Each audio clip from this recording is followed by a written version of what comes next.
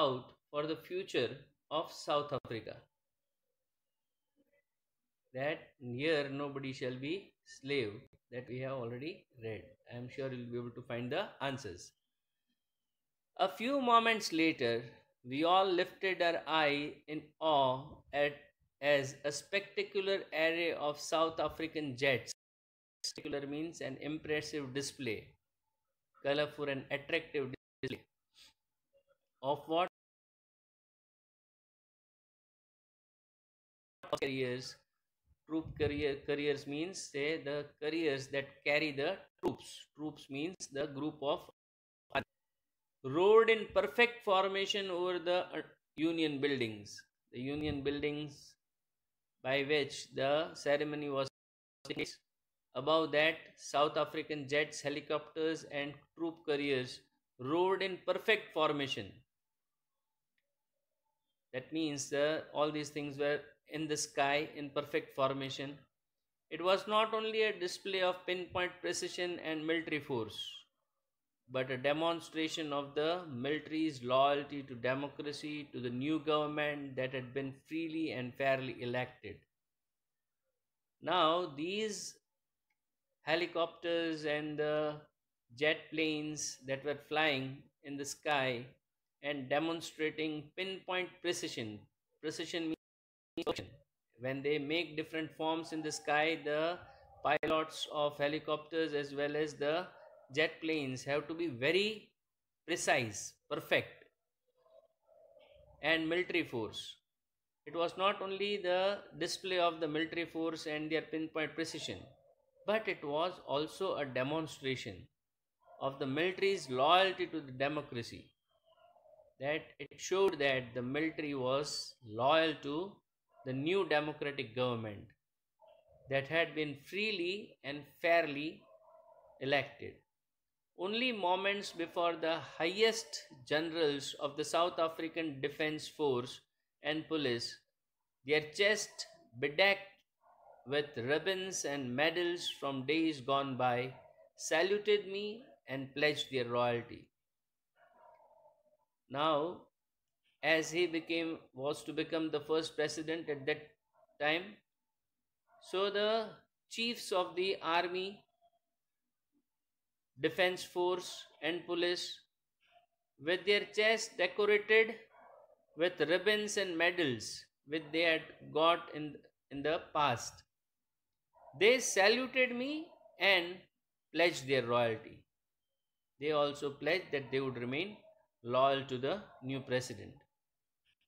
It was not unmindful of the fact. I was not unmindful of the fact that not so many years before, they would not have saluted but arrested me.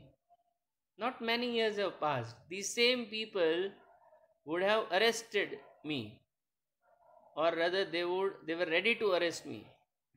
But today, as I was fairly and freely elected as the president, they were loyal to the democracy.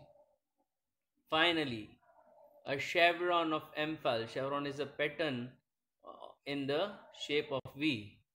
The chevron of Impala jets left a smoke trail of the black, red, green, blue and gold of the new South African flag. These are the colors of the South African flag. And in a V shape, the jets say emitting smoke which was of this color that spread in the sky. The day was symbolized for me by the playing of our two national anthems. That day was symbolic because on that day two national anthems were sung, and the vision of whites singing Nkosi Sikelel, I Africa, and the blacks singing Die Stem, the old anthem of the Republic. Although that day neither group knew the lyrics of the anthem they once despised. Now the whites despised or hated, had a very low opinion of the anthem of the blacks, and the blacks also shared the same feeling. They did not like the anthem of the whites. But, and on that day, when they were listening to the anthem of each other, at that time also, were not, they did not know the lyrics, but they would soon know by heart. But it would not take much time to know the words by heart very soon. On the day of inauguration, I was overwhelmed with the sense of history. In the first decade of the 20th century, now he says that I was taken aback by the sense of history. When he thought about the historical events that took place in South Africa, he said in the first decade of the 20th century, that is 1901 is the first decade, 1901 to 1910. A few years later, after the bitter Anglo-Boer war and before my own birth, the white-skinned people of South Africa patched up their differences and erected a system of racial domination against the dark-skinned people of their own land. So this discrimination was started after the first decade, and that was the time when Nelson Mandela was born. So also after, say, he was born, what did the white skin do? They patched up their differences and erected a system of racial domination, that they were superior, the whites were superior, and they dominated the blacks of their own land. The structure they created formed the basis of one of the harshest, most inhuman societies the world has ever known. The structure that they made of, say, dominating the dark skinned people was such kind of a culture, was such kind of a system that it was the harshest, toughest, most inhuman societies the world has ever known. Now, in the last decade of the 20th century, and my own 8th decade as a man, that system had been overturned. That system is by one that recognized the right and freedom of all peoples regardless of the colors of their skin. Now, in 1994, in the last decade of the 20th century, the system that was established by the whites to dominate the blacks was overturned. And in place of that, a new system had come which recognized the rights and freedom of all peoples. Regardless means not taking into consideration the color of their skin.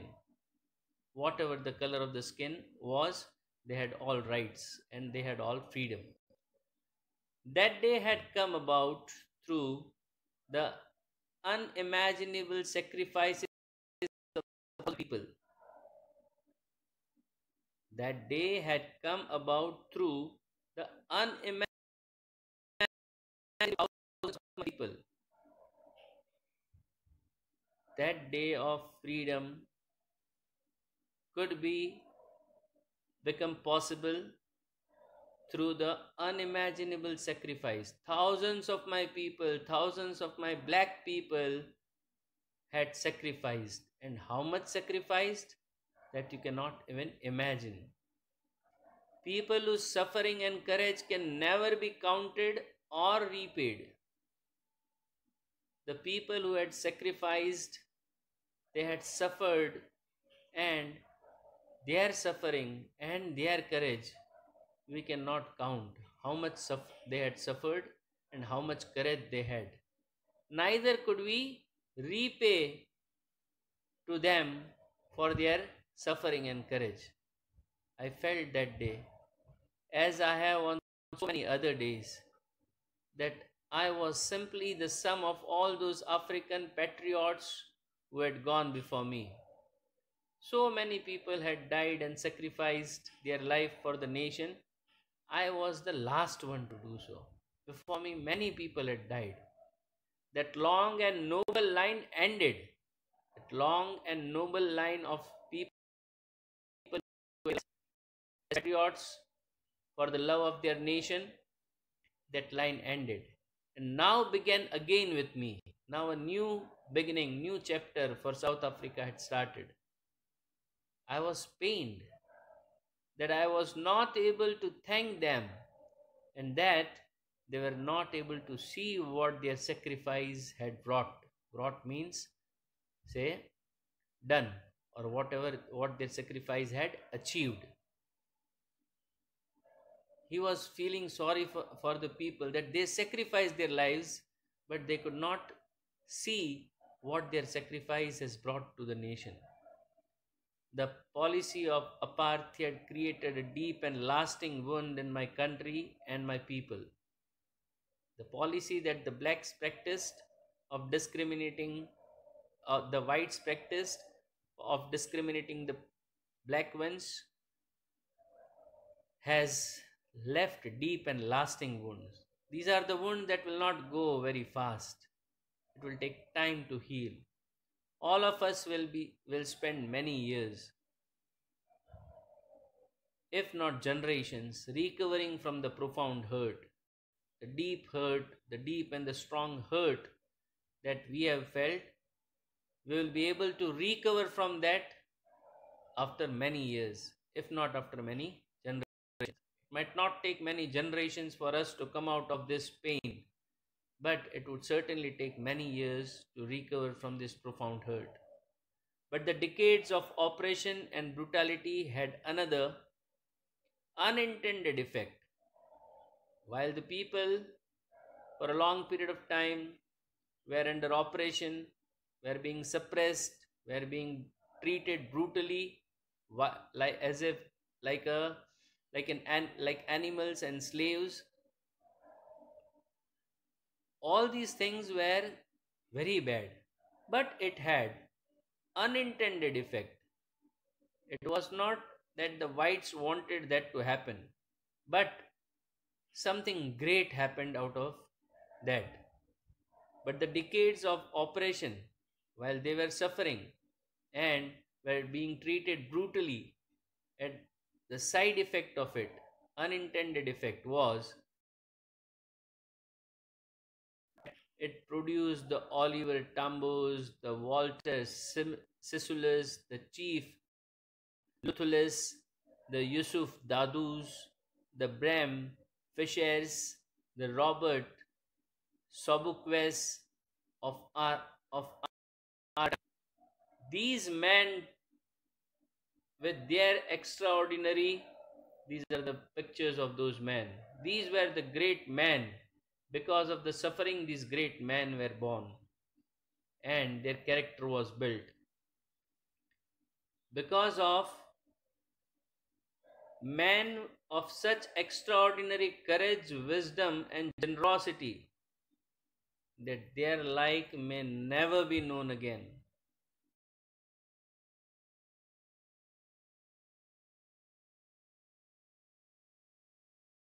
These them may never be born again. Perhaps it required such depths of operation to create such heights of character. As they had suffered more, as they were oppressed, and the depth of oppression was, say, the level of it was so much that they could reach such heights of character. If they had suffered less, then they might not have shown so much courage. But as they suffered more, they showed more courage. My country is rich in the minerals and gems that lie beneath its soul. But I have always known that its greatest wealth is its people. And people are of what I call diamonds. He feels proud of his people more than the prosperity of the nation, the minerals. It is for these comrades in the struggle that I learned the meaning of courage. It is from these comrades means from these companions, During this struggle, I learned what is the meaning of courage. Time and again, I have seen men and women risk and give their lives for an idea. All over the world, many a times it has happened that people have given their lives for freedom and for ideas that they believed in. I have seen men stand up to attack and torture without breaking, to stand up to attacks. When they were being attacked, they would bear that. They would, if they were being tortured, they would tolerate that. I have seen men stand up to attacks and torture without breaking, and they would not break, showing a strength and resilience. Resilience means the ability to deal with any kind of hardship and recover from its effects. So, I have seen men stand up to attacks and torture without breaking, showing a strength of resilience that defies the imagination. You cannot imagine that how courageous that these people were, that in spite of being attacked, in spite of being tortured, they stood up and did not give up. I learned that courage was not the absence of fear, but the triumph over it, but the victory over it.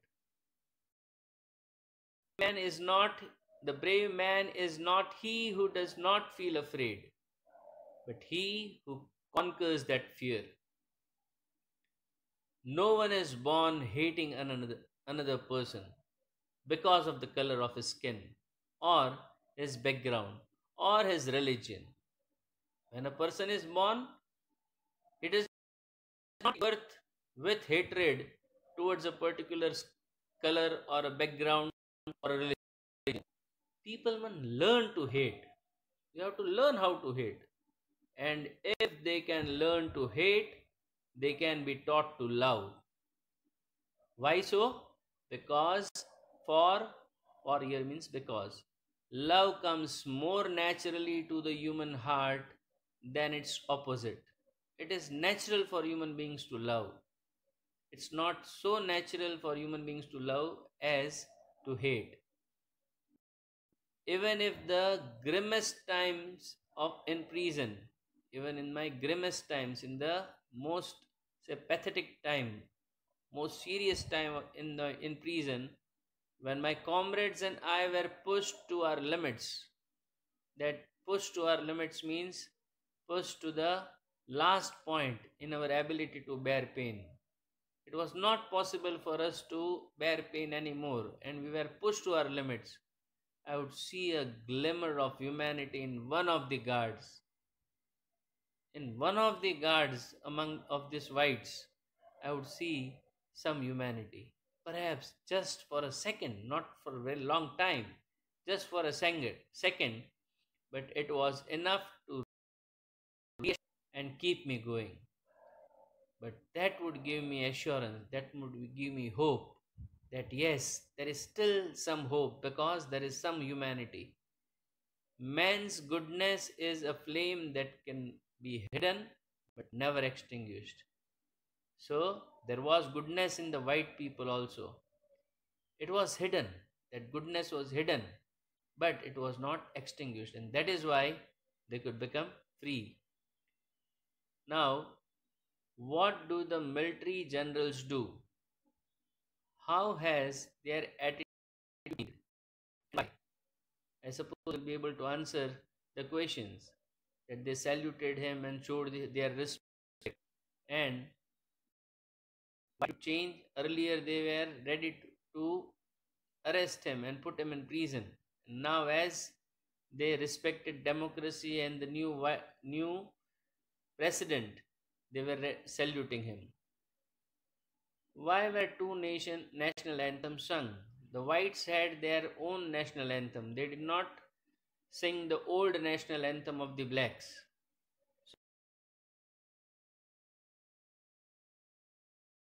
So, national anthem that they wanted. How does Mandela describe the system of government in his country in the first decade and in the final decade of the 20th century? That is precisely given in the paragraph that we read. I'm sure you'll be able to find the answer. What does courage mean to Mandela?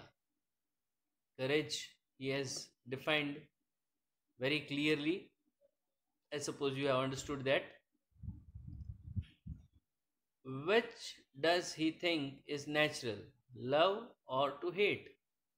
I suppose you have understood that. Now,